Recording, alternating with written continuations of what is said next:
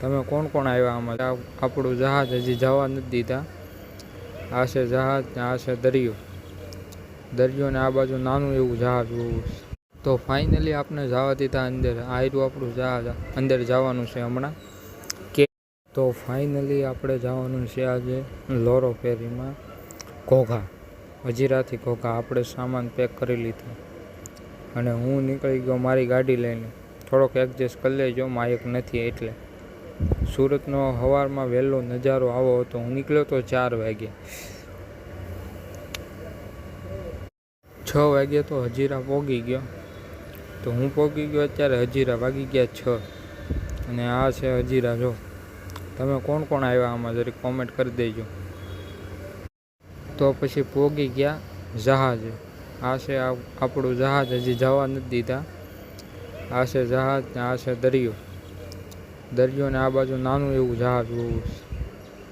આવો નજારો છે. તો ફાઇનલી આપણે જવા દીધા અંદર. આ રહ્યું આપણું જહાજ, અંદર જવાનું છે હમણાં. કે એટલી આવું છે કે જહાજ. તમે કોઈ આવ્યા કે આમાં લોરો ફેરીમાં? દરેક કોમેન્ટ કરી દેજો. અને આ છે પાર્કિંગ. અને સાંજે આવ્યા તો આખું પાર્કિંગ જ ભરાઈ ગયું હતું. જો એટલું પાર્કિંગ હતું, બસું બધુંય. પબ્લિક જ એટલું હતું અને વાહન પણ એટલા હતા કે વાત જવા ગયું. પછી તો હું આવી ગયો અંદર. અંદર આવીને આપણે બાંધી દીધો હાથે કંઈક પટ્ટો. અને અહીંયા ટીવી હતી, પંખા હતા, બધું હતું. પણ ટીવીમાં ખાલી એડ જ આવતું. તો જહાજમાં ગેમ ઝોન પણ હતું. તો હું તમને બતાવું ગેમ ઝોન કેવું છે એ. આમાં પૈસા દેવા પડે. ખાવાનું એટલું મોંઘું કે કાંઈ વાત જવા. હા, આવું હતું કંઈક ગેમ ઝોન. આવું બધું હતું અંદર ગેમ ઝોન. એટલું મોંઘું વાત જવાઈ ગયું. આ હતો કિનારાનો નજારો કંઈક આવો હતો. હજી કાંઈ હાલ્યું નહોતું જહાજ, હજી કિનારે જ હતું. આવું બધું હતું કંઈક ગેમું ને એવું.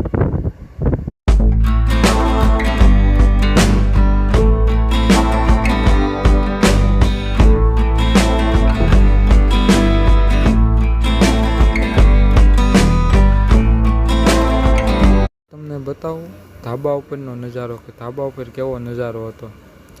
તો જોઈ લો, આવો કંઈક નજારો હતો ધાબા ઉપર. આ મોટું જબરું ધવાડિયું હતું આનું. હવે શું કહેવાય કાંઈ ખબર ને, ધવાડિયું જ હતું. ધવાડા કાઢતું એટલે કહી દીધું. આવું કંઈક હતું. બેહવાનું ખુરશી ને ઘણું ખરું હતું. વરસાદે આવતો હતો હારો. આવું છે બધું અંદર. તમે કોણ કોણ આવ્યા જરીક સબસ્ક્રાઈબ કરી નાખજો. ઉપર તો આવી ગયા છીએ.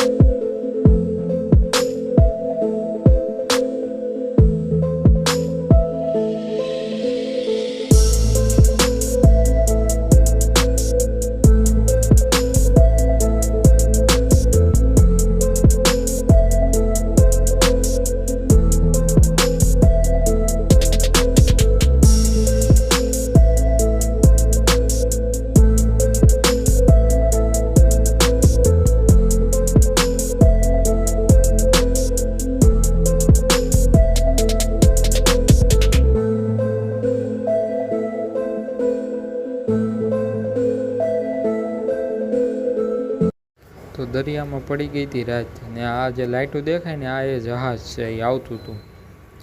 ને દરિયામાં આવી એટલે એમ જ લાગે કે આપણે કઈ દુનિયામાં આવી ગયા એમ. આ અલગ જ બધું લાગે. તો ફાઇનલી આપણે પહોંચી ગયા કાંઠે. આપણે હવે ભાગી ઘરે.